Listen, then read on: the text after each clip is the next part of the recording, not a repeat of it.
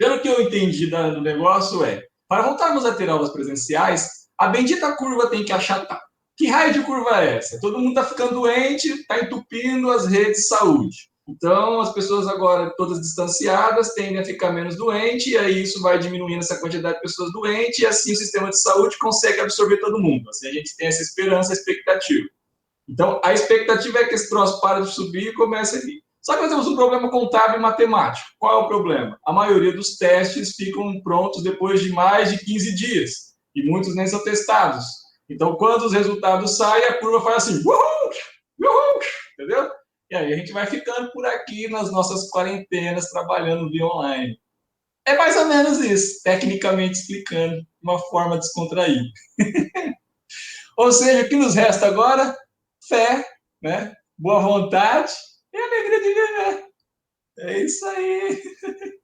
Final tudo dá certo, fica tranquilo. A gente vai conseguir passar por essa. É uma experiência nova. Vocês estão vivendo no bonde da história, um momento totalmente ímpar, totalmente diferenciado, uma coisa que não acontece, um eclipse a cada tantos mil anos, entendeu? É isso aí. Sortudo pra caramba vocês são. Geração sortuda. Então, as aulas não vão voltar no dia 7/4? Por enquanto, sem expectativas, sem expectativas. Entramos para a história. Vocês irão contar essa história para os vossos filhos, que contarão para os vossos netos, que vão dizer quem era meu avô. Olha que lindo. E aí, Kaline? Ei, a galera tá chegando. Tô dando essa embromation aqui para a galera ir chegando para a gente poder começar. Geralmente te dá uns 10 minutinhos. Muito bom. Tá vendo? Todo mundo tá animado, todo mundo tá feliz. Ó.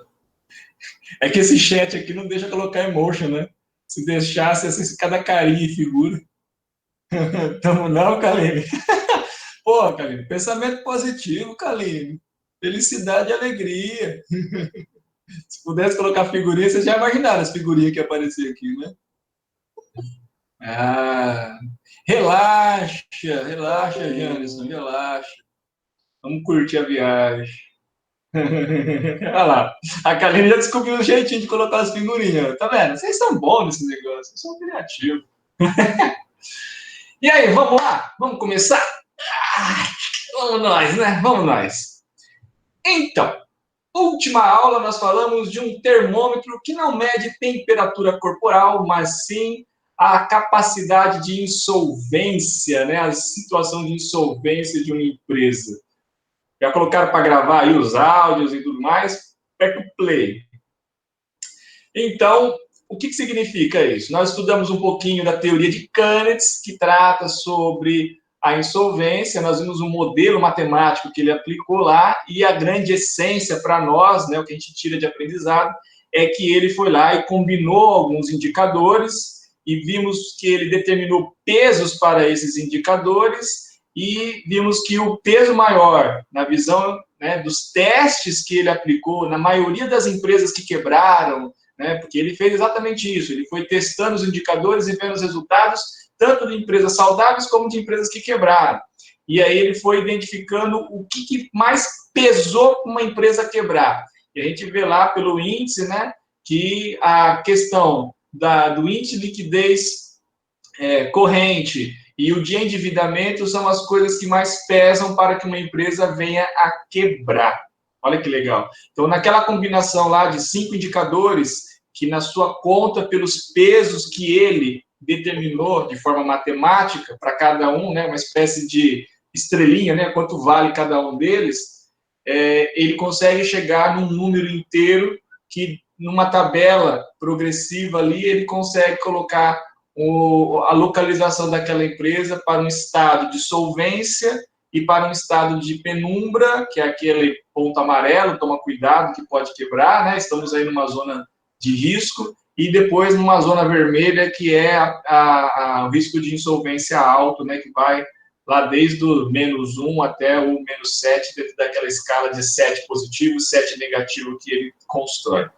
Então, é um negócio bem simples para se interpretar, entender, complexo para se montar, né? Afinal de contas, a metodologia que ele utilizou para fazer todo o trabalho, a tese dele, ela é matemática pura, mas o que nos traz aqui para nós, principalmente numa visão mais corporativa, né, olhando para a aplicabilidade prática nas empresas, primeiro, a possibilidade do cruzamento desses indicadores, a lógica do cruzamento desses indicadores, entender o peso desses indicadores na hora de se fazer uma análise, né, e compreender essa composição como produto final, que foi o termômetro de insolvência. É muito interessante a gente observar isso, né, que para Canitz, os maiores pesos foram o endividamento, o grau de endividamento, quanto que a empresa está endividada, e a outra foi o índice de liquidez corrente.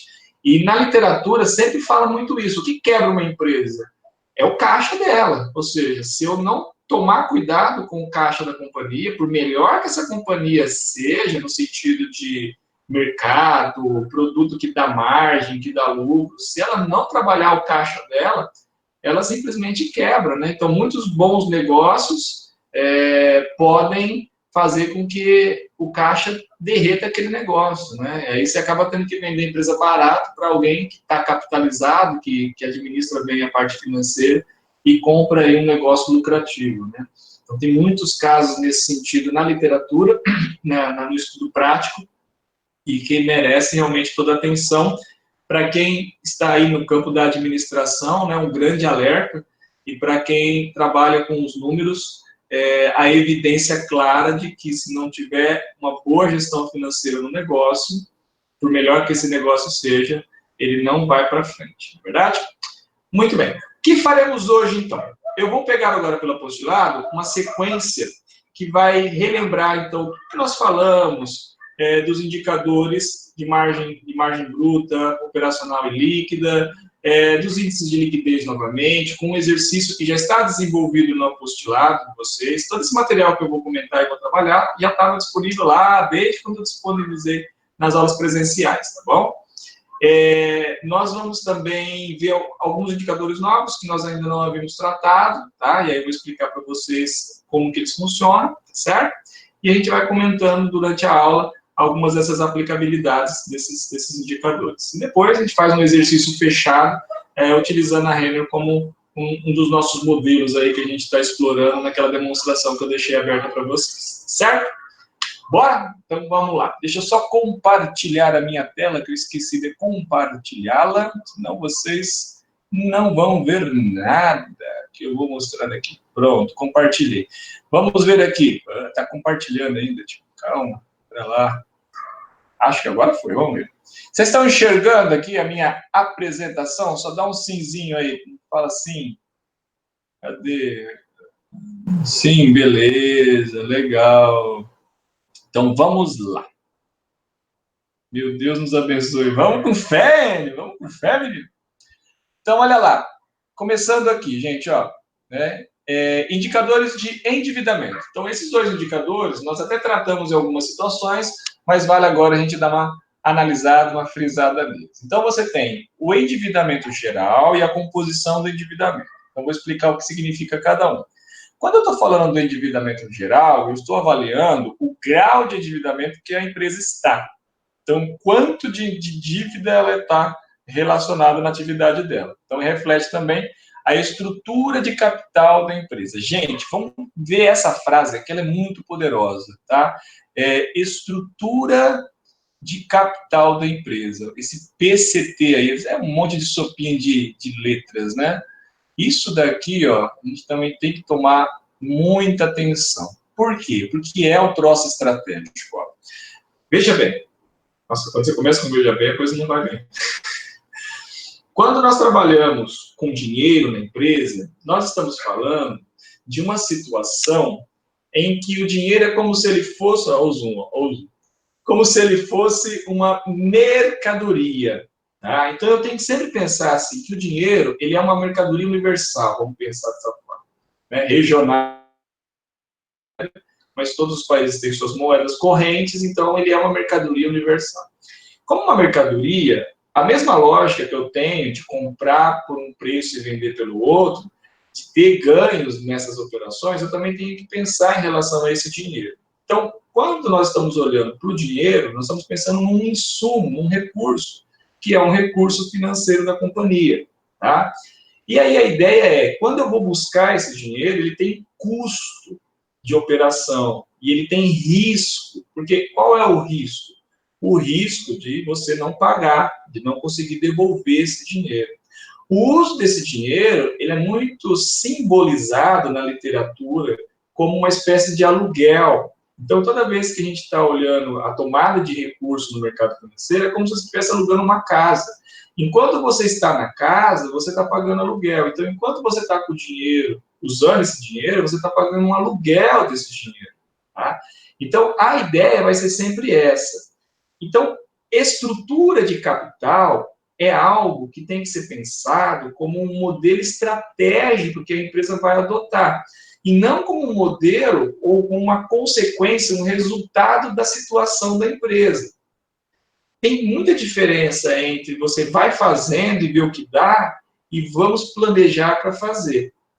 Quando eu estou falando de uma estrutura de capital, basicamente eu estou fazendo a seguinte lógica, o seguinte raciocínio. Quanto de dinheiro que eu vou buscar no mercado financeiro, até quanto que eu vou me endividar, né? Até quanto que eu vou aceitar esse risco financeiro de estar comprometido com uma dívida, certo? Essa lógica, ela é tratada na estrutura de capital. Então, basicamente, o que é uma estrutura de capital? É olhar para a empresa e dizer quanto dinheiro eu estou tomando emprestado e quanto dinheiro que é meu sócio investidor na empresa. Nós já sabemos onde é que fica no balanço o dinheiro do sócio, não é verdade? Patrimônio líquido. Então, quando eu lembro do passivo, que é a origem de todos os recursos que estão aplicados no ativo, por isso que o balanço tem que bater, né? Todas as aplicações que estão no ativo saem do passivo, então ele é a origem e o ativo é a aplicação. Quando eu olho a foto do passivo, eu consigo entender que uma parte daquele passivo é capital próprio, que é dinheiro dos sócios, então o grau de risco para a empresa é zero, porque a empresa não tem data para devolver esse dinheiro. Há uma relação íntima entre essas duas pessoas, empresa e dono. Do outro lado, eu tenho todos os recursos que não são dos sócios, e que aí nós chamamos de capital, né, de terceiros. Por que terceiros? Uma galera de fora que, de alguma forma, está financiando a empresa. Seja mercadoria, quando é um fornecedor, seja os salários a pagar, quando é um funcionário que ainda não recebeu as horas trabalhadas, né? Então, ele tem essa obrigação, a empresa tem a obrigação de pagá-lo, ainda não fez, então está usando esse dinheiro dentro do negócio, e assim vai para todos os outros passivos, inclusive um dos principais, que é empréstimo e financiamento. Agora, quando eu falo estrutura de capital, eu estou falando exclusivamente de dinheiro do sócio no PL e o dinheiro de empréstimos e financiamentos, certo? Então, conta de fornecedor, salários a pagar, eles não entram na hora de fazer essa análise de estrutura de capital. Por quê? Muito simples. Porque quando eu estou falando de estrutura de capital, eu estou pensando no custo do dinheiro. O fornecedor, quando ele me fornece uma mercadoria, o custo do dinheiro já está no preço do produto que ele está me vendendo, na margem de lucro que ele colocou lá. Então, eu não tenho, vamos dizer assim, enquanto eu ficar com a mercadoria, eu vou pagar juros para o fornecedor. Não, ele já pré-definiu. Quando ele me vendeu com 35 dias, quando vencer, eu tenho que pagar e acabou. Então, não tem juros correndo nesse prazo, entendeu? Você já comprou com esses juros ali dentro, que é o lucro dele. Então, não há custo financeiro, é um custo de aquisição da mercadoria. É diferente do empréstimo. O empréstimo também tem datas para serem pagas? Sim, mas ali, se eu quiser pagar antecipadamente, eu pago menos juros, né? Então, eu tenho uma condição diferente. Então, o custo financeiro vai acontecer, né, por eu estar utilizando. Por isso que a literatura fala muito em comparar com um aluguel, né? Enquanto você está usando o imóvel, você está pagando aluguel. Enquanto você está com dinheiro emprestado, você está pagando os juros. E aí a questão estratégica ela vai muito no seguinte sentido: até quanto e como vale a pena se endividar, certo? Então, a questão da dívida ela tem que ser estratégica. Como que ela pode ser estratégica? Eu vou lá e descubro que a taxa de juros que eu vou pagar, né, o banco está me oferecendo, e aí eu tenho que pensar que os bancos, eles oferecem uma série de produtos, né, que eles chamam de produtos justamente por isso. Então, eles colocam lá para a gente, olha, você pode descontar cheque, você pode pegar uma conta garantida, você pode pegar uma hipoteca, fazer uma hipoteca, né, dar o seu imóvel em garantia. E cada produto que o banco te oferece, ele tem um custo do dinheiro diferente, né? Então, nós temos que analisar o que a empresa precisa, né, de dinheiro, o que ela... E aí a pergunta clássica é, o que ela vai fazer com esse dinheiro, né? Para ela ter um produto que se encaixe. Essa é a lógica. Então, por exemplo, ó, se eu preciso de dinheiro para aquele ciclo econômico, ciclo operacional da empresa, que nós já aprendemos. Como é que eu sei o ciclo operacional da empresa? É o prazo médio de estoque da mercadoria mais o prazo médio de contas a receber. Legal? Então, eu somo esses dois prazos e eu sei o meu ciclo operacional.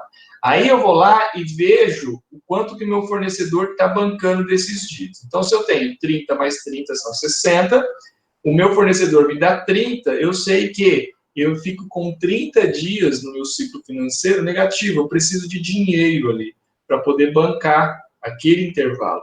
Aí, o que eu vou fazer? Eu vou buscar, através de uma operação financeira, junto a um banco, uma instituição financeira, para pegar uma grana emprestada, para poder bancar esses 30 dias, enquanto meu cliente não me devolve o dinheiro que está lá, no contas a receber, que ele tem que me pagar, para poder fazer as minhas atividades. Porque naqueles outros 30 dias eu tenho que pagar funcionário, tenho que pagar água, luz, eu tenho outras operações, não só o fornecedor, né? Então, eu preciso rodar a minha operação. Quando você vai trabalhar com prazos pequenos, o banco vai te oferecer um capital de giro.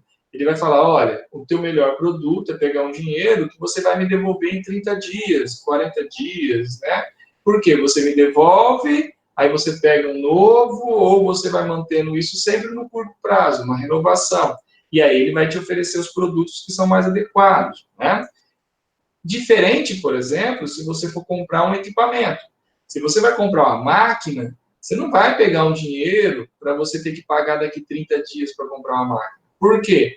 Porque você vai comprar uma máquina para usar e o retorno dessa máquina, às vezes, muitas vezes, na maioria das vezes, demora aí 2 anos, 3 anos para você ter todo o retorno, para você pagar aquela máquina, né? Então, você não vai pegar um dinheiro de curto prazo, porque isso vai te comprometer. Né? Lembra aquela situação de liquidez? Né? Os índices de liquidez corrente, índices de liquidez seca, índices de liquidez geral. Então, vamos nos ater, por exemplo, ao índice de liquidez corrente. Se você compra uma máquina para pagar em 30 dias, né, pega um empréstimo lá para pagar em 30 ou 60, 90 dias, vamos falar que você vai pagar em 90 dias e pegou esse empréstimo. O que vai acontecer? Essa máquina vai ficar lá no imobilizado, toda essa grana parada na máquina, os 90 dias vão passar, você vai ter uma conta nova para pagar e não tem dinheiro no seu ativo para poder pagar essa conta. Por quê? Porque essa máquina não vai estar produzindo o suficiente para gerar essa grana toda para pagar. Aí, o que você precisa? Buscar um dinheiro no banco que você possa pagar fracionado num intervalo maior, de 2 anos, 3 anos, né? E aí você dá a máquina como garantia, por exemplo, dentro da operação. Então, é essa lógica que eu tenho que pensar. Quando eu falo uma estrutura de capital, eu estou trabalhando de forma racional para ir no mercado financeiro e buscar a mercadoria dinheiro que se encaixe ao prazo que eu preciso e ao custo que eu posso bancar. Por quê? Porque se a gente vê lá, a margem líquida, a última margem da última linha, ela está dando lá 20% e o banco está me cobrando 10%, pô, eu vou ganhar dinheiro com o dinheiro do banco. Né? A minha operação vai pagar o custo financeiro e ainda vai sobrar grana. Né? Então, eu tenho uma situação que eu posso administrar. Agora, quando esse tipo de cenário acontece, muito favorável para você pegar dinheiro, Geralmente, é porque a empresa não tem dívida com o banco. É aquela história, como você não tem dívida com o banco fica te oferecendo um monte. Não, pega comigo, pega comigo, pega comigo. Por quê? Porque você não tem pressão. Você não tem pressão do banco, porque você não está endividado. Aí você pega o primeiro empréstimo, o primeiro financiamento ligado. Quando a gente fala financiamento, é porque você comprou alguma máquina, um equipamento, e aí está financiado, está vinculado àquele bem. Aí você faz uma operação dessa, e naquele momento agora você está endividado. Então, antigamente, a sua empresa você tinha 100%, né, da dívida era própria, 100% capital próprio, ou seja, você não tinha nenhuma dívida. Aí, a partir desse momento, quando você comprou essa máquina, agora, somando o empréstimo mais o dinheiro que você pôs na empresa, vamos fazer uma hipótese, você está com 80% dinheiro seu e 20% dinheiro de banco, porque você comprou essa máquina. Então, os ativos aumentaram pela entrada desse dinheiro nessa máquina. Aí, naquele primeiro empréstimo da máquina, você pagou uma taxa pequenininha, um juro pequeno, porque você não tinha empréstimo nenhum, você não devia para banco nenhum, você estava muito bem, né, em termos de liquidez bancária. Aí você gostou da história, falou, pô, cara, estou pagando uma taxa aí de 8% ao ano, minha empresa rende 20%, cara, estou ganhando dinheiro com dinheiro do banco, vou pegar mais dinheiro emprestado para ganhar mais dinheiro com dinheiro do banco. O que é isso? Isso chama-se alavancagem financeira. Por quê? Porque você começa a brilhar os olhinhos vendo que você está pegando um dinheiro cujo custo do dinheiro é menor do que o quanto a empresa rende. Então, você começa a querer pegar mais dinheiro emprestado, porque você fala, pô, se eu pegar dinheiro a 8% e ganho 20%, quanto mais dinheiro emprestado eu pegar, mais eu vou ganhar essa diferença dos 8 para os 20, os 12% que eu vou estar ganhando cada vez que eu fizer isso. Mas não funciona bem assim. O que acontece? A partir do momento que você começa a se endividar, a taxa de juros que você paga nos próximos empréstimos começam a subir. Por quê? Que o banco não confia em você? Não, não tem nada a ver. É porque o risco da tua empresa começa a aumentar, porque agora você está endividado com o banco. Pensa o seguinte, não significa que você está inadimplente. Ó, endividamento é diferença de inadimplência. Endividamento é que você tem a dívida, você não venceu essa dívida ainda, tá? E está lá programada para quando vencer você pagar. Agora, inadimplente é outra história, tá? Quando você está muito sufocado com dívida, o teu risco de ficar inadimplente vai aumentando. E aí o banco, ele automaticamente repassa esse risco. Ele vai encarecer o produto dinheiro para você, porque ele está correndo mais risco. Então, quanto mais risco o banco corre, mais caro vai ficar o dinheiro para você. Até um ponto que ele vai parar de assumir esse risco e vai falar, ó, você já está numa situação aí que o teu grau de endividamento está 10% sócio e 90% banco, cara. Tudo que está aplicado no ativo foi entrando dinheiro de banco, a sua participação vai ficando pequenininha em relação ao dinheiro que você foi pegando emprestado. Então, agora, tem mais dinheiro de empréstimo do que o dinheiro que você pôs na empresa. Eu não posso mais te emprestar o dinheiro, a não ser que você me dê outras garantias reais para a gente vincular. Aí é o momento que o banco quer o aval do sócio, quer a casa do sócio, quer o carro do sócio, quer o cachorro do sócio, quer o periquito do sócio. Né? Por quê? Porque ele começa a vincular outras pontes que, se a empresa não pagar, ele executa e toma aqueles bens de forma de pagamento. Entender essa estrutura, que é a estrutura de capital, é exatamente o quanto desse dinheiro está participando em relação ao dinheiro da dívida. É essa lógica que a gente tem que ter para a estrutura de capital. Foram saindo vários comentários. Deixa eu ver se tem uma pergunta que eu me perdi aqui. Volta aqui. Deixa eu ver aqui. Eu parei no Enio, né, quando ele falou, meu Deus, nos abençoe. Agora vamos partir daqui. O Janison colocou, professor, o que é insolvência? Insolvência, Janison, é quando a empresa está prestes a quebrar. Ela é insolvente quando ela está já numa situação que ela não consegue pagar ninguém, está atrasando todo mundo. Liga o micro. Boa noite. O Janes, o Santander me dando crédito no cartão universitário. É isso aí, ó. Você está com limite, ó. Na hora que você começar a usar, aí acabou a brincadeira. Você começa a ficar sem limite. É isso aí, né? E aí o pessoal faz toda uma... Ah, legal. O Renan colocou mais ou menos. O Nicolas colocou, dá uma reforçada novamente, professor, nisso. Então vamos lá, Nicolas e Renan, prestem atenção. O que eu quero dizer para vocês, é o seguinte: o que é endividamento para uma empresa? É a relação de dinheiro que ela pega emprestado do banco em relação ao dinheiro que o sócio colocou na empresa, que está lá no PL. Eu vou falar para você assim, ó. Travou? O que travou? Eu travei, você travou, nós travamos, vós travais ou eles travaram? Ah, bom.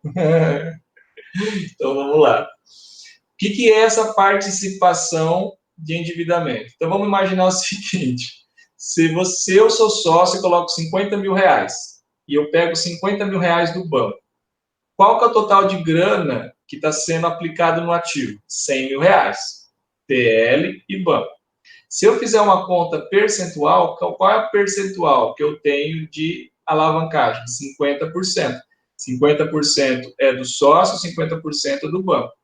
A partir do momento que eu pego mais dinheiro de banco, eu vou lá e coloco 60 mil reais, pego mais 10 mil no banco, aí a participação cai. Em vez de ser 50, eu vou colocar 40 e esse cara aqui está subindo para 60, por exemplo. Então, eu começo a ter mais dinheiro do banco do que dinheiro do sócio, o grau de endividamento vai aumentando. É isso, certo? Essa é a lógica que a gente tem. E aí, o que eu estou explicando para vocês? Que quando você começa a ficar cada vez mais endividado, mais caro vai ficar o dinheiro e mais difícil vai ficar o acesso a esse dinheiro. Mais difícil vai ser você pegar novos créditos, novos valores, ou até mesmo renovar a dívida que você já tem junto ao banco. Então, é essa percepção que a gente tem que pensar quando nós falamos em estrutura de capital. Endividar é legal? Tudo vai depender do que você vai fazer com o dinheiro e o quanto você está pisando, né, na segurança operacional da tua empresa. Se você perder a mão, sai apostando porque o dinheiro está barato, porque você está conseguindo uma taxa muito legal no banco, e você sai gastando essa grana, você sai gastando, sai pegando dinheiro, se der alguma virada na economia, você está exposto, o que pode acontecer? Você pode perder o teu negócio. Então, vamos imaginar, olha só, o cenário que está atual, né? Os negócios todos parados, fechados, baixou o consumo para tudo quanto é setor, por conta das quarentenas, e aí você está endividado, porque você pegou dinheiro emprestado para comprar mercadoria, pegou dinheiro emprestado para comprar máquina, e aí, de repente, o que acontece? Você tem os vencimentos desses contratos e não está tendo faturamento, né? Então, esse é o risco. Aí você não tem dinheiro gerando na tua atividade para pagar as contas. E é onde que você tem esse grau de risco. Você pode perder uma empresa bacana, lucrativa, por conta do financeiro. Certo? Caiu de muita gente. Essa internet, ainda mais de sexta-feira. De sexta-feira o pessoal entra no Netflix lá e aí começa a sobrecarregar as nossas redes. Né? O Renan está aqui. Então, quanto mais dinheiro a empresa pega do banco, mais endividada ela fica, exatamente, mais endividada ela fica, maior é o risco dela, e isso vai ter um momento que vai parar, que o próprio banco para de te emprestar dinheiro, né? Por mais que você queira pegar dinheiro emprestado, né? Mas vamos lá, gente, ó, vamos vencer essa internet. A Maria Eduarda está me questionando aqui, ó, professor, sei que esse não é o assunto, mas eu estava estudando isso essa semana e me surgiu uma dúvida. Como empresas como a iFood conseguem dar descontos, cupons todo dia para vários consumidores? Bom, no caso do iFood, Maria Eduarda, é acordo com aqueles parceiros dela. Então, ela força os parceiros dela, quem tá dentro do iFood, a fazer essas concessões para poder movimentar a operação. Principalmente quando eles têm um parceiro lá que não está tendo giro dentro da operação. Aí eles ficam falando para o cara conceder alguma promoção por cupons, né, para poder, é uma estratégia deles, tá bom? Ei, na internet hoje não tá legal, vocês estão caindo muito, gente. Vai ter que passar remédio. Mas vamos fé em Deus. Legal, legal, show. Então vamos lá. Bom, vocês vão voltar agora para a nossa apresentação aqui. Então, isso é a estrutura de capital. Agora, como é que se calcula tudo isso que eu falei? Então, nós pegamos o passivo circulante mais o passivo exigível a longo prazo e dividimos pelo passivo total. Repara que aqui, ó, eu estou falando de um endividamento geral. Então, nesse caso do endividamento geral, ele não é só com os bancos, tá legal? Ele está pegando todo o passivo capital de terceiro. Aí entra fornecedor, salários a pagar, impostos a pagar e os bancos também. Nessa fórmula entra toda a galera. Então, o que ele está fazendo aqui? Para determinar o endividamento geral, eu estou pegando todo o meu passivo exigível, por isso que é passivo circulante, mas passivo exigível a longo prazo, todas as minhas obrigações que eu tenho que pagar, seja no curto ou no longo prazo, dividido pelo meu passivo total vezes 100. Isso me dá o total de endividamento geral. Então, qual que é a minha lógica? A lógica que a gente tem dessa situação é a seguinte: eu tenho uma composição do quanto que eu tenho de dinheiro, sócio, PL, e tudo que tem de capital de terceiro, não só banco. Então, eu vou ver aqui, qual é o meu total de percentual? Eu tenho 30% dinheiro do sócio e 70% dinheiro dos outros, distribuído em conta de fornecedor, empréstimo e tudo mais. Essa é a ideia do endividamento geral. Eu acho qual que é esse percentual de participação em tudo que está ali dentro do passivo. Né? Se eu pensar pela lógica, o passivo total é igual ao ativo total. Então, pela lógica, eu estou vendo qual o peso em relação a tudo que está investido no negócio, certo? Então, é para isso que serve essa fórmula. Ele vai me dizer quanto da dívida total, e aí eu falo dívida, endividamento geral, contando fornecedor, empréstimos, não só banco, para determinar. Aí eu tenho uma outra situação, que é a composição do endividamento, tá certo? A composição do endividamento, eu só olho o passivo circulante. Eu não tô aqui eu estou vendo geral somando tudo, né? E aqui eu só estou vendo meu curto prazo de exigível, certo? E aí eu pego o passivo circulante mais o passivo exigível a longo prazo. Então aqui, olha só, não tem a questão do dinheiro do sócio nesse caso. Quando eu estou falando em composição da dívida, eu estou olhando simplesmente para a dívida com terceiros. Então, no caso da composição do endividamento, eu só estou analisando, eu só estou buscando analisar quanto que eu tenho do total dessa dívida em relação ao curto prazo e o longo prazo. Tá? Essa é a composição que a fórmula me traz.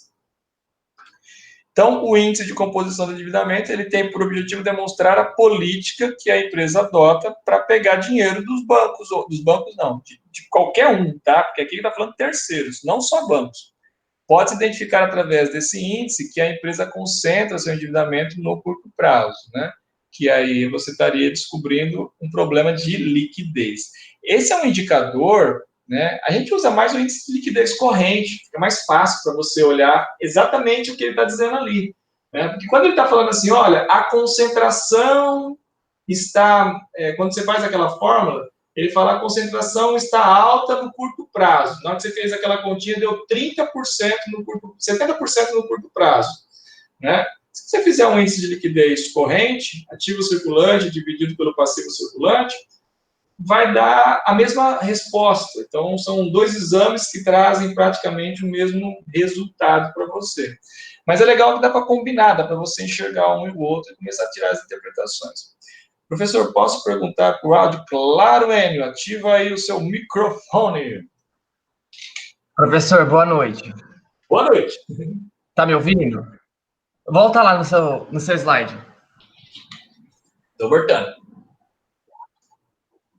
Vai falar. Ali no passivo circulante, mas passivo exigível a longo prazo, é como se fosse a mesma coisa do passivo total menos o PL, Perfeito, ou sua não? lógica. É Ah, então exatamente beleza. isso. Mais fácil. Perfeito. Você vê que Então tá legal. bom. É a mesma coisa que pegar todo o passivo menos o PL, né? É a mesma coisa chamar tudo aquilo ali de exigível a longo prazo, né? São formas diferentes, Entendi. mas tá perfeitinho. Show de Ah, então bola. tá. Obrigado. Muito bom. Vão fazendo essas interações comigo que eu vou matando a saudade, tá bom? É muito difícil ficar longe de vocês, entendeu? É complicado. Claro que pode, Raquel. Manda bala. Abre aí o microfone, Raquel. Vou ouvir tua voz. Tô parecendo aquele Professor, boa locutor de noite. rádio. Boa noite. É, ali no grau de endividamento, esse Deixa eu passivo ver. exigível a longo prazo não é o passivo não circulante? Ele é o passivo não circulante. Só tem que tomar cuidado que quando eu olho o não circulante, o patrimônio líquido também está lá dentro, tá? Mas o exigível a longo prazo está dentro do não circulante. Mas aí eu tenho que somar o meu PL ou não? Não, não soma o PL. Por quê? Por conta dessa palavrinha mágica que ele usou aqui, ó, exigível.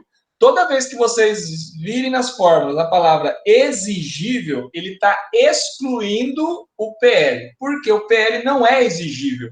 O PL é dinheiro do sócio, então não tem exigência de pagar. Ele vai pagar, a empresa vai pagar quando a empresa fechar, alguma coisa nesse sentido. Não tem data para devolver a grana para o sócio, entendeu? Ah, entendi. Aí o outro indicador é só quando for o curto e o longo prazo. Só para isso. Só que com uma lógica, qual que é a diferença aqui?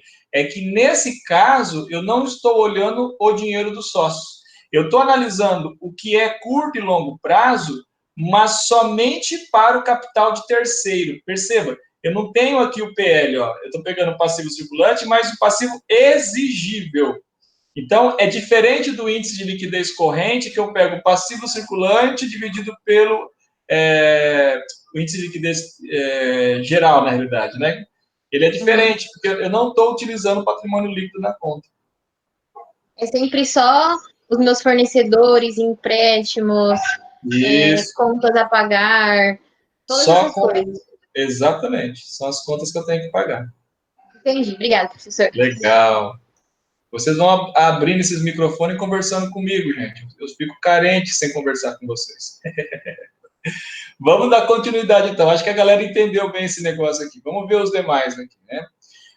Nós já começamos a namorá-los. Indicadores de rentabilidade. Né? Eles avaliam os resultados. O que é oferir? Calcular, né? Os resultados calculados por uma empresa em relação a determinados parâmetros que melhor revelem suas dimensões. A base de comparação adotada para os estudos dos resultados empresariais são ligados ao ativo total, patrimônio líquido e receita de vendas. Então, o que ele está falando aqui, base de comparação? Porque o que eu vou comparar? Eu estou ganhando dinheiro no negócio? Então, se eu estou pensando, eu quero analisar se eu estou ganhando dinheiro no negócio, o que é o negócio? É todo o meu ativo.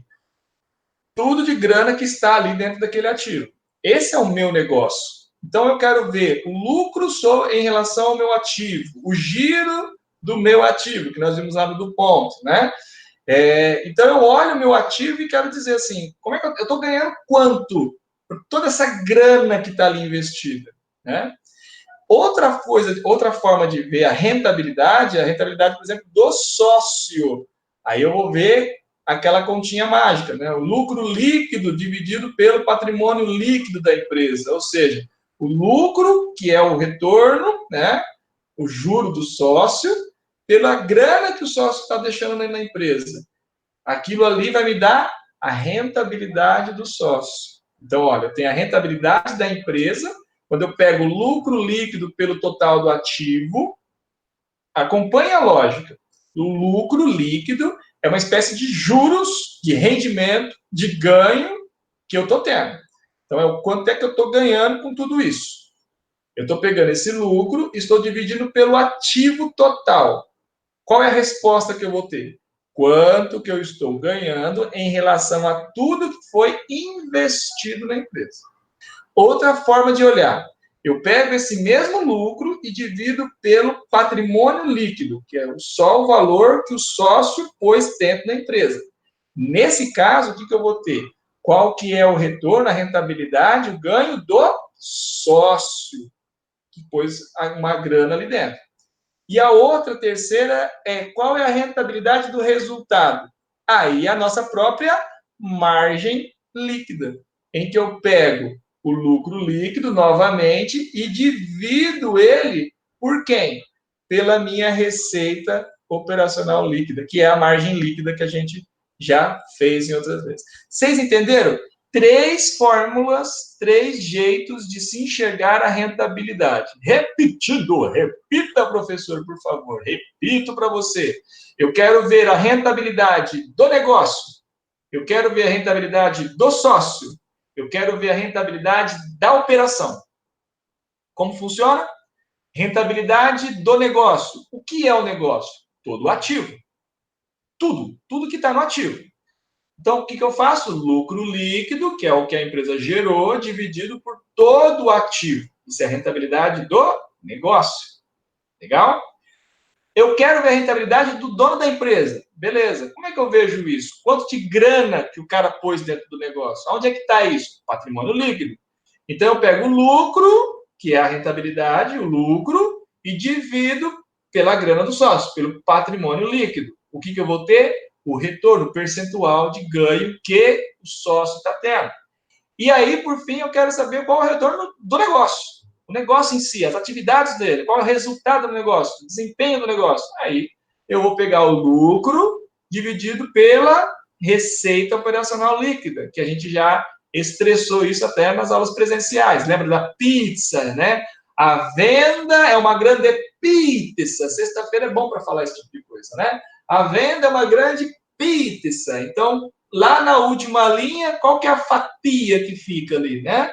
Aquela fatia que parece um fiozinho de cabelo é o teu lucro líquido, né? É o que te pega. Aí você pega aquela fatia e divide pelo tudo que você vendeu. Você vai ter a sua margem líquida. Você vai ter o teu ganho do teu negócio, do teu resultado. Fácil, não é? 3 formas de se ver a rentabilidade. Olha que legal. Rentabilidade. Quanto é que eu estou ganhando nessa brincadeira? Quanto é que eu estou ganhando nessa brincadeira? É rentabilidade.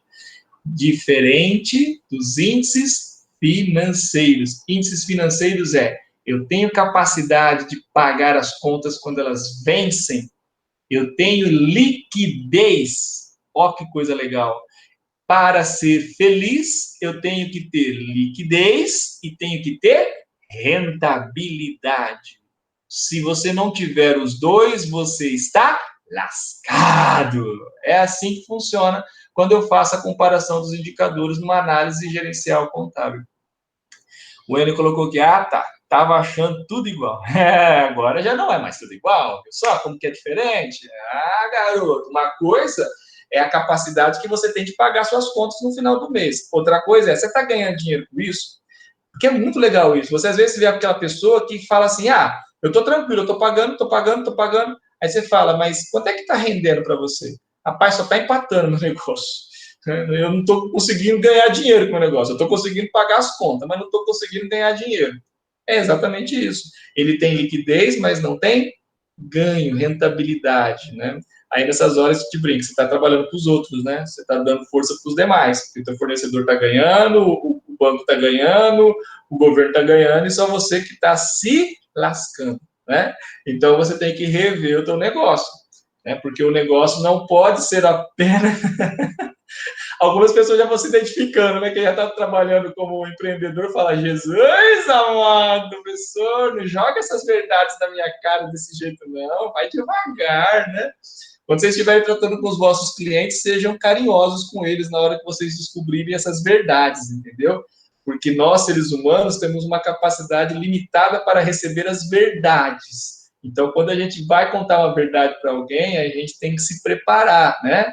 Você vai chegar no cliente que você fez essa análise, e aí você vê que ele está trabalhando com o banco, você vai chamar ele e vai falar assim, olha, quero te contar uma história. Era uma vez uma formiguinha e um gafanhoto. O gafanhoto é o banco e a formiguinha está lascada. Né? E aí você vai chegando de uma forma lúdica, né, até ele entender que ele, né, se lascou. Mas de uma forma carinhosa, né, de uma forma tranquila. Maridor, contador é sincero, né? Mas se falar na lata, mata o cliente. Então tem que tomar cuidado, né? Conforme como você vai explicar para o cliente, né? É a arte de se falar sem machucar. Olha que lindo. Deve ter alguma coisa escrita sobre isso. Que eu não li. Muito bom. Vamos ver lá os demais, então. Vamos navegar aqui que tá legal. Aqui, taxa de retorno do investimento. É o que a gente acabou de falar. O TRI, taxa de retorno do investimento, nada mais é do que avaliar o lucro sobre o negócio, é o lucro líquido pelo ativo total, certo?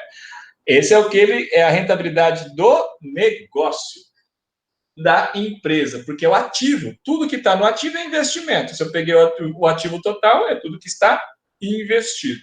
Quando eu estou comparando o lucro com relação a ele, eu estou achando o quanto que eu estou ganhando nesse negócio. O outro, taxa de retorno sobre o patrimônio líquido, também falamos agora, né? Lucro líquido pelo patrimônio líquido, né? E que, inclusive, no método do Ponte, abre esse cara em 3 indicadores, em 3 formas, para você enxergar como é que você está ganhando sócio, como é você, sócio, que está ganhando a sua rentabilidade do negócio, né?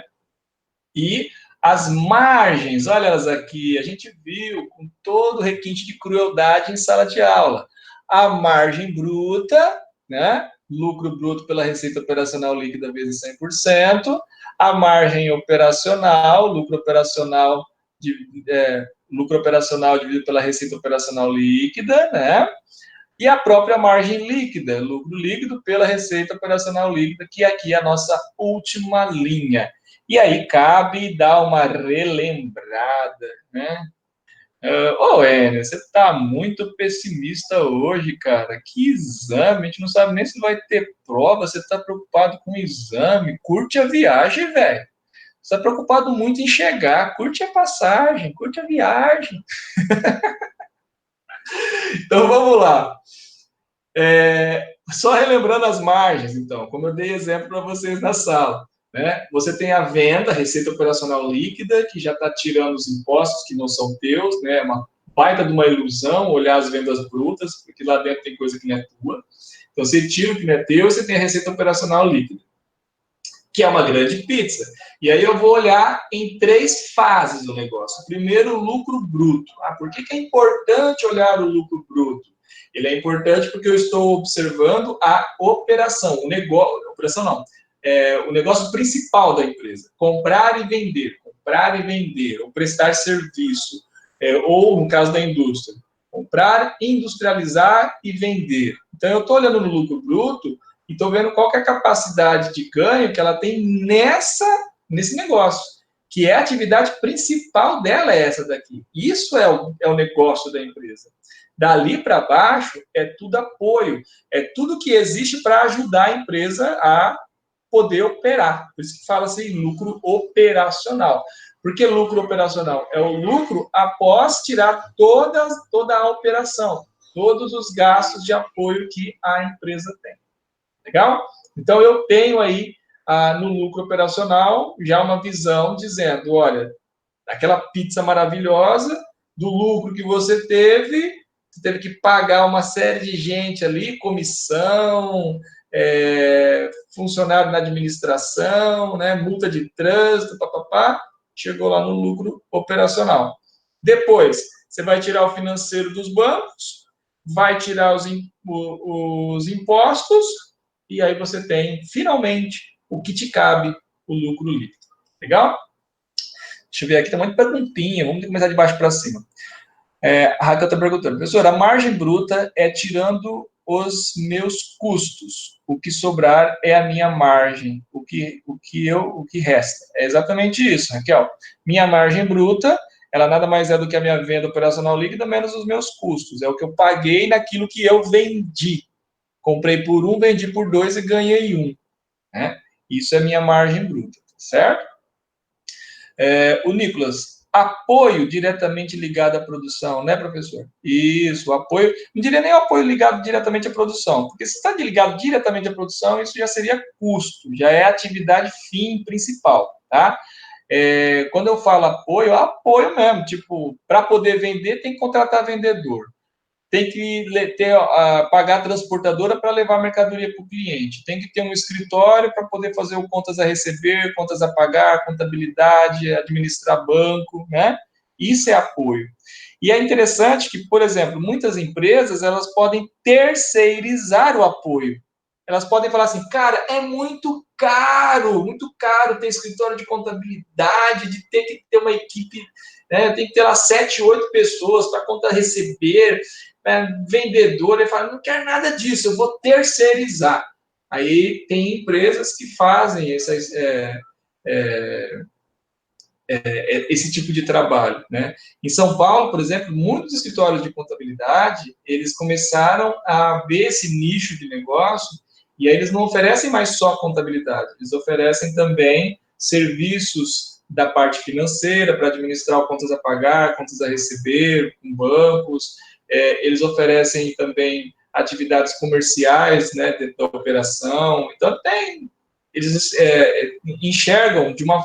É mais ou menos assim, se eu consigo fazer bem feito esse trabalho, eu consigo economizar para você. Então, se você estaria gastando lá com funcionário, estrutura de apoio, com representante, aí eu vou lá e falo, ó, você não precisa de representante, você trabalha no e-commerce, você não precisa ter um monte de gente lá no financeiro para fazer cobrança, eu faço para você 1/3 do valor que você iria pagar numa folha de pagamento para essa galera toda. Você não precisa ter estrutura para ter, eu tenho já minha estrutura, né? Então eu faço, com a minha estrutura, eu tenho um monte de gente e eu tenho lá um software fantástico, eu vou falar uma palavra, fantástico para isso, né? Eu consigo fazer melhor do que você faz ali e para muita gente, então eu consigo ratear isso, né? Para bastante gente, eu consigo baratear isso para você. Então, São Paulo tem muito dessas atividades, muitas empresas fazem isso com um grau de expertise em alta, e aí consegue tirar das empresas esses pesos e aí a empresa fica mais competitiva. Principalmente quando são empresas pequenas, uma startup que está nascendo, um pequeno negócio que está acontecendo, que não tem grana para ficar bancando uma estrutura fixa tão alta. Então você tem aí lógicas dentro desses negócios para poder baratear. Aqui no interior a gente ainda não vê tanto, tem algumas fumaças aí, mas ainda não vê tanto. Mas na capital a gente tem muito dessas empresas. Já. Tem muita empresa que você vai verificar, não tem um departamento financeiro na empresa, é uma área contratada dentro de uma grande empresa que faz esse serviço para eles. Né? Terceirizam todas essas atividades e aí o empresário, o negócio, fica só focado na atividade principal que está lá no lucro bruto, que é comprar bem comprado, vender bem vendido e tudo mais.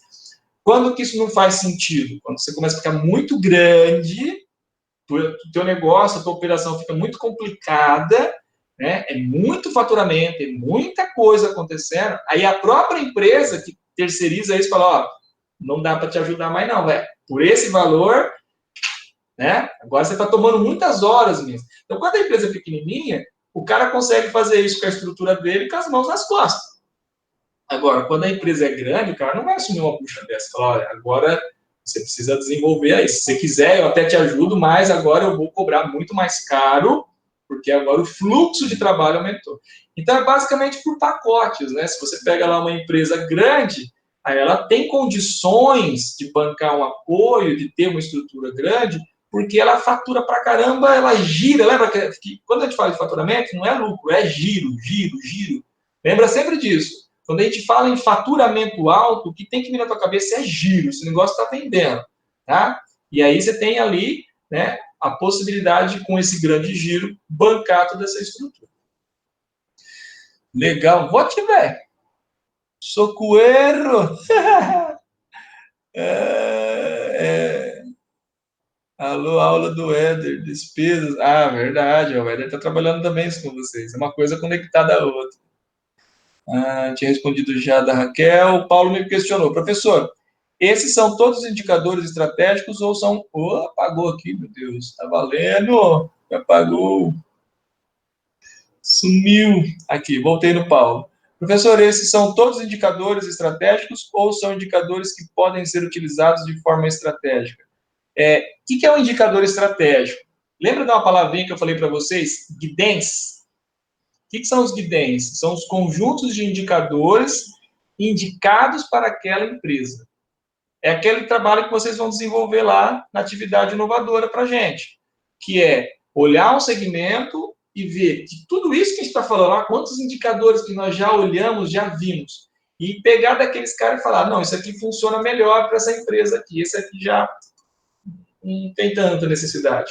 Então, você vai ter a estratégia olhando para saber o que é que você quer medir, o que é importante medir para aquele negócio, para aquela empresa. Essa é a grande situação. E ela não é estática, ela é dinâmica. Por quê?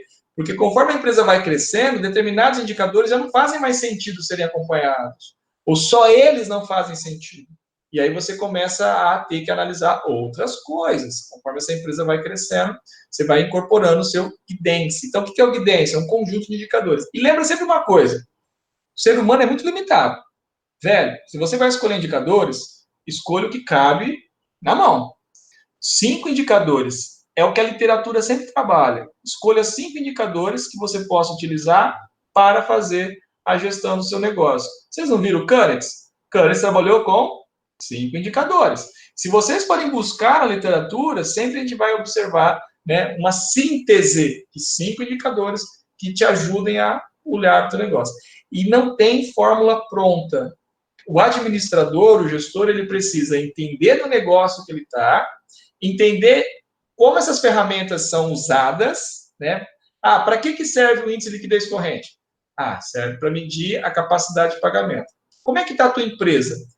Minha empresa não está, ela está começando agora, então a atividade dela não precisa desse indicador por enquanto. Então, o que é mais importante? Mais importante na minha empresa, que é pequenininha, é monitorar o ciclo operacional e financeiro, que é no dia a dia que eu tenho que monitorar isso lá. Beleza, e aí você estrategicamente escolhe quais são as ferramentas que você vai usar para aquele negócio, no estágio que o negócio se encontra, no momento que aquela empresa se encontra. A partir daí você vai aplicando e vai colocando. Outra característica dessa situação estratégica, Paulo, com relação aos guidance, é o seguinte: o mercado, segmento, muitas vezes adota alguns indicadores padrões. Tá? E sabe quem mais faz isso, que quer padronizar os indicadores? Os chamados bancos, as instituições financeiras. Eles gostam muito de querer pegar um indicador e deixar ele como marca de determinados segmentos, porque fica mais fácil para o banco fazer as medições, fica mais fácil para comparar a carteira que eles têm. Por exemplo, o EBITDA que nós aprendemos é um indicador que está presente em todos os guidances. Todos. Os bancos fazem questão. Todos têm o EBITDA, né? E aí, cada segmento vai ter seu indicador. E aí, inclusive, até algumas vezes, alguns indicadores particulares que vão medir a produção da empresa, a capacidade que a empresa tem de produção, de otimização dos seus ativos e tudo mais, né? Além dos indicadores que a gente já está estudando dentro da literatura, certo? Então, a questão estratégica é exatamente essa. Por isso que eu falo para vocês, não é decorar o indicador, a fórmula, isso é molais. Eu dou para vocês a fórmula, vocês conseguem consultar a fórmula. Qual é o desafio? É entender essa danada, é entender o que ela traz de informação para fazer a gestão. Professor, é muito complicado isso. É porque a gente não pratica isso, né? É um negócio que muitas vezes para vocês só tomam a ciência dele quando está aqui comigo.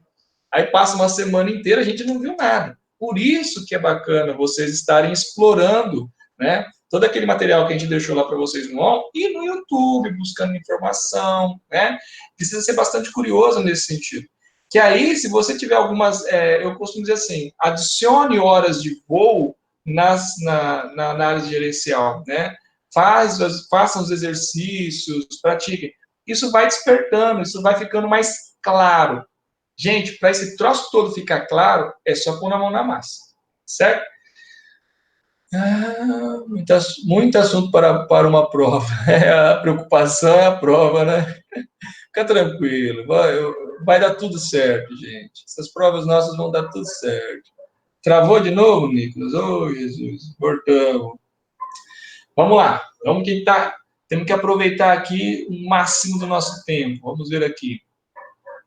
Olha aqui, ó, um exercício básico. Ó. Básico? Sim, é um exercício básico. Vamos fazer junto. Paradinha para tomar água. Olha lá. Isso aqui é uma demonstração, um balanço, né? Na realidade, aqui nós temos todas as contas contábeis misturadas aqui, né? Não vou fazer vocês sofrerem na prova para organizar isso aqui. Eu já fiz vocês sofrerem no primeiro ano e não vou fazer vocês sofrerem no segundo, tá bom? Fica tranquilo em relação a isso. Eu já vou dar para vocês os relatórios prontos, tá certo? Contadoras e contadores aqui presentes, né? Tratem de fazer o exercício completo e fazer as porque nós vamos ver isso com requinte de crueldade nos próximos anos. Então, vamos lá.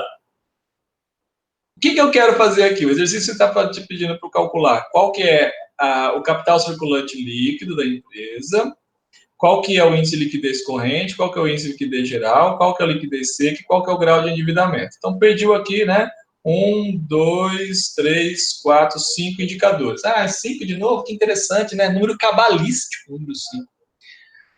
Aí tá aqui, ó, tá o balanço prontinho, ó, feitinho para nós, tá vendo? E aí nós vamos aplicar as fórmulas, tá? Gente, ó, índice de liquidez corrente, capital circulante líquido. Índice de liquidez corrente, capital circulante líquido. Parece a mesma coisa, mas tem visões diferentes. O índice de liquidez geral é aquele que a gente pega ativo circulante dividido pelo passivo circulante, tá? Por favor, não vai me fazer vezes 100, hein? Isso não é percentual, é índice. O capital circulante líquido, CCL, ele é do ativo circulante menos o passivo circulante. Por isso que muitas vezes a gente confunde, né? Esse negócio eles confundem. Índice de liquidez corrente com capital circulante líquido não é a mesma coisa? Eu estou pegando o ativo circulante e o passivo circulante? Mas eu estou olhando de duas formas. Um está dizendo o índice. O outro está dizendo valor, diferença monetária, grana, tá? Então, o que fala em índice é ativo circulante dividido pelo passivo circulante. Então, quando eu pego e dá lá 1,2, aí a gente faz aquela interpretação básica, mecânica até, né? Para cada R$1 de dívida, eu tenho R$1,20 para pagar a conta, né? Ou, em outras palavras, né? De 100% da dívida, eu tenho 120 de grana. Então, sobra 20, né? Essa é a lógica do índice, tá? De liquidez. Agora, quando eu falo capital circulante líquido, eu pego tudo que está no ativo circulante, menos o passivo circulante, o resultado que eu obtenho ali, aquele resultado está dizendo quanto que sobra de dinheiro ou quanto que falta de dinheiro. Eu já estou vendo o valor de grana na situação, certo? Eu estou vendo o tanto de grana. Então, você tem lá 50 mil de ativo circulante e você tem 30 mil de passivo circulante, você pega 50 menos 30, sobra 20. 20 mil é tua folga financeira. Naturalmente, se eu fizer essa conta no índice de liquidez, ela vai dar 1,2, ela vai dar, né, acima de 1. Se está sobrando, está positivo. Então, é assim que funciona. Vamos ver lá o cálculo feito para a gente poder trabalhar. Então, está aqui. Então, o que eu vou fazer? Ativo circulante dividido pelo passivo circulante vai me dar o índice de liquidez corrente. Ativo circulante menos passivo circulante, capital circulante líquido. Então, vamos lá. Liquidez corrente ou liquidez comum. Então, qual que é a situação da empresa? Ela está positiva, por quê? Porque sobra grana lá. Qual que é o capital circulante líquido da empresa? Se eu pegar 42.500 menos os 22, eu vou ter 22.500. Então, sobra positiva, né, a liquidez da empresa. Agora, o grau. Qual que é a liquidez? Ativo circulante pelo passivo circulante, 42.500 dividido por 22.500, 1,93. 1,93 significa que para cada R$1 de dívida, eu tenho R$1,93 para pagar, então significa que eu tenho uma boa liquidez. E eu comprovo isso, olha lá, não está sobrando positivo o negócio aqui em cima? Estranho seria se aqui fosse menor que 1 e aqui está positivo. Se isso aqui acontecesse, você ia poder ir lá fazer a conta. Tem coisa errada, né? Como é que pode um negócio desse? Opa, tem um barulhinho diferente. Tudo bem. Continuando. Qual que é a liquidez geral? Lembra de liquidez geral? Eu vou pegar o ativo circulante mais o realizável a longo prazo, né? 42.500, olha só, 42.500 mais os 4.000 aqui, ó. Cuidado, eu não estou pegando nem investimento, nem imobilizado para fazer essa conta, hein? Toma cuidado. Realizável. A palavra realizável significa recebível. É o direito de receber de alguém, só que vai demorar mais de 12 meses para receber. Por isso que ele é realizável a longo prazo. Diferente de investimento, diferente de imobilizado. Porque aí, nesse caso, não é realizável. Certo? Professor, Oi, pode falar. explica de novo essa parte do realizável. Porque eu tenho que pegar só uma conta que tá ali. Porque essa conta aqui, ó, olha só o que ela é, ó. Títulos a receber, tá vendo? Quando ela é realizável a longo prazo, é como se ela fosse clientes, como se ela fosse duplicata a receber, só que você só vai receber isso depois de 12 meses. Então, por isso que ela fica no não circulante. Mas ela é um contas a receber, só que para receber em anos futuros. Ela é diferente de investimento imobilizado, porque isso aqui não tem data para você receber. Não tem data para vender, não tem data para vender imobilizado, não tem data para você resgatar esse investimento, entendeu? Ah, entendi, faz sentido. Isso, por isso que eu tenho que separar. Então, se eu somar os 42.500 mais os 4.000, eu vou ter 46.500. Aí ele pede o passivo circulante mais o exigível a longo prazo, que, né, vocês já mataram. Se eu pegar o patrimônio líquido que está aqui, ó, 37 mil, menos o passivo, né? Desculpa, fazer o contrário, vou pegar o número maior pelo menor, né? Pegar todo o passivo menos o patrimônio líquido, ele vai me dar exatamente essa continha de passivo circulante mais exigível a longo prazo, que vai dar os 29.500. Oi, pode falar. Esses índices de liquidez aí, aquelas fórmulas que você deu, foi o primeiro índice, né? Foi a nossa primeira navegação aqui, ó. Tá, então tá. Beleza. É exatamente essa ideia que eu estou fazendo com vocês. Eu estou relembrando que vocês já viram, que exatamente essa sensação que vocês estão tendo já era prevista, já era mapeada, né? Que vocês iriam ter. Pô, professor, é muita coisa, é muita coisa. Então, agora a gente vai voltar tudo neles de novo, entendeu? É assim, ó. Aí vão voltando, vamos praticando, vamos combinando esses indicadores para que eles comecem a fazer sentido. Legal? Então, vamos lá. Então, aqui, ó, o passivo circulante mais o exigível a longo prazo. O que eu faço? Eu pego o passivo circulante mais o exigível a longo prazo. É esse daqui. Eu não pego PL, porque PL não é exigível.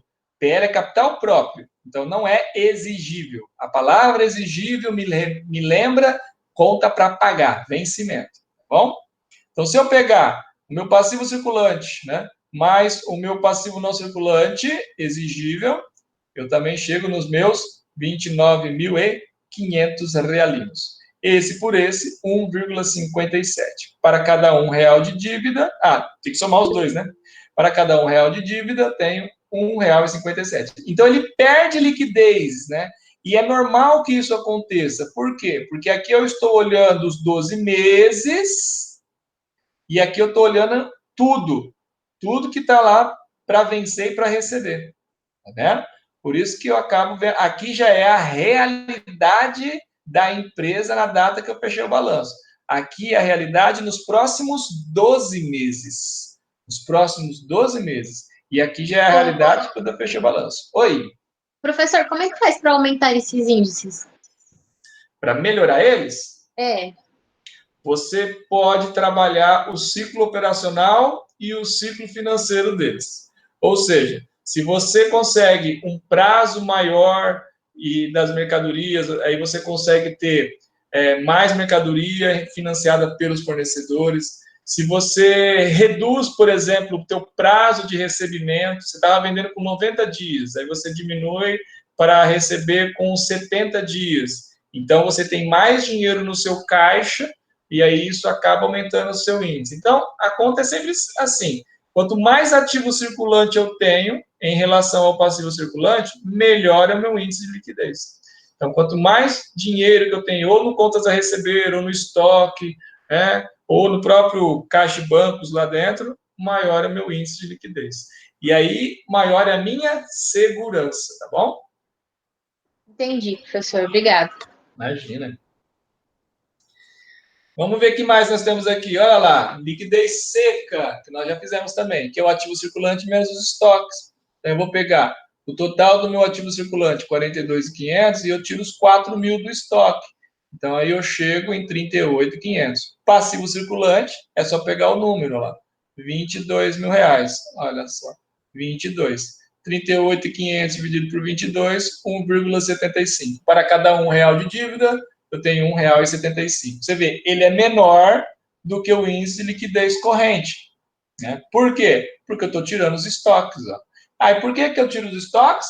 Porque eu posso ter um estoque que não gira, eu posso ter um estoque que fica muito tempo parado. Então, eu quero ter uma foto mais real da capacidade que eu tenho de pagar minhas contas. Eu não consigo transformar o estoque em dinheiro de uma hora para outra, a não ser que o meu produto tenha um alto grau de liquidez. Como eu expliquei para vocês, aquele modelo que eu sofri na vida real, né, lá na usina. Enquanto eu trabalhava em fábrica de calçado, o estoque era um problema. A partir do momento que eu estou trabalhando com açúcar e álcool, esse produto tem venda fácil. Né? Então, mas não poderia dizer que é venda fácil, mas uma venda mais fácil do que a de produtos como calçado, né? Tem uma realização maior. Então, aí eu tenho que considerar se eu uso ou não. Essa é uma clássica situação para saber se eu devo ou não utilizar o indicador. É a clássica para saber se eu uso ou não uso aquele indicador.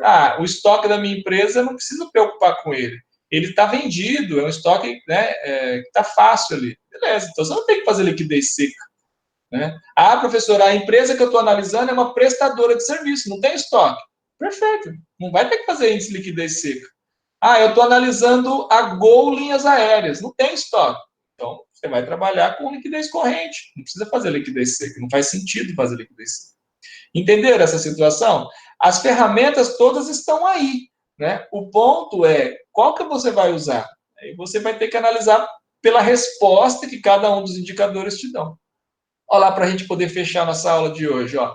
Grau de endividamento, que nós vimos lá. Né? O exigível total dividido pelo patrimônio líquido. Quem que é o exigível total? Né? Se eu olhar para o meu balanço patrimonial, o exigível total é toda a galera menos o PL. Então, se eu pegar o passivo e subtrair o PL, eu vou ter, né, esse exigível total. Oi? Nada, só falei 29.500. Legal. E aí você vai ter aqui, então, né, a diferença entre dentro de todo passivo, aquilo que é efetivamente exigível, minha obrigação. E aí eu vou dividir justamente por ele, pelo patrimônio líquido. Por quê? Para saber qual que é a proporção que eu tenho, né? O quanto que eu estou aqui alavancado dentro do negócio. Então, eu tenho 79,7% de alavancagem aqui dentro do negócio. Legal, minha gente. Ó, em cima, pelo menos no meu relógio aqui, deu 8h20. E tem um cachorro latino, fala para ele. Zé! Professor, eu achei que esse grau de endividamento significava que 79% a empresa estava endividada. Não é isso? Não, é o contrário. Esse 79,7% é o quanto de dinheiro do sócio em relação, né, em relação à dívida que você tem. Então, cadê minha calculadora? Ei, não sei onde coloquei minha calculadora. Vou usar aqui a do celular. Gente, desculpa, mas é que meu cachorro tá latindo, tá? Perdão. Fica tranquilo, quer participar. Era lá. Então, quando eu estou pensando aqui no total do meu passivo, ó, vamos pegar lá, o passivo total. Eu tenho 66.500 de total do meu passivo, tá certo? Se eu pegar e comparar ele, né, com o exigível total, né, então se eu pegasse lá 29.500 e dividisse pelos 66.500, né, vezes 100, eu teria 44,36% de participação. Isso aqui é aquela diferença dessa fórmula aqui, ó. Cadê a danadinha? Deixa eu pegar ela aqui, acho que foi a primeira. Aquilo que nós estamos fazendo, né? Ela está falando do meu endividamento, né, geral. E aqui, né, eu estou fazendo uma composição desse endividamento. Então, quando eu estou fazendo essa continha aqui, eu estou dizendo o seguinte, olha, em relação ao meu patrimônio líquido, né, se eu pegar lá, em relação ao dinheiro que o sócio investiu, que é R$37 mil, né, eu tenho 29.500, né? Opa, apertei o botão errado aqui, para lá, 37 mil, 29.500, né? Em relação a essa grana do sócio, né, eu tenho 29.500. Então, isso aqui representa, né, 79,7%. Então, é o quanto em relação à dívida do sócio, né, que eu estou comprometido, né, quanto que eu estou comprometido com a dívida do negócio. Célcio? Entendi mais ou menos. Vamos fazer mais exercício, e aí vai talvez ficar mais fácil para a gente conseguir compreender aplicando esses exercícios, tá certo? Tá bom, professor, obrigado. Legal. Nossa, mas já é 8h21. Vocês querem tarefinha para o fim de semana? Responde aí do lado. Fala assim, eu quero, professor, eu adoro tarefinha. Tá todo mundo falando boa noite, não, estou desligando, nunca, jamais, eu te odeio, tchau. Ô, louco, gente, eu tinha que falar assim, eu quero, passa para mim, passa para mim. Eu adoro fazer tarefa de fim de semana, é tudo de bom, eu adoro. E eu também gosto de brócolis. Então tá bom, vai. Bom descanso para vocês, bom final de semana. Até a próxima aula. Vou deixar vocês de boa para vocês fazerem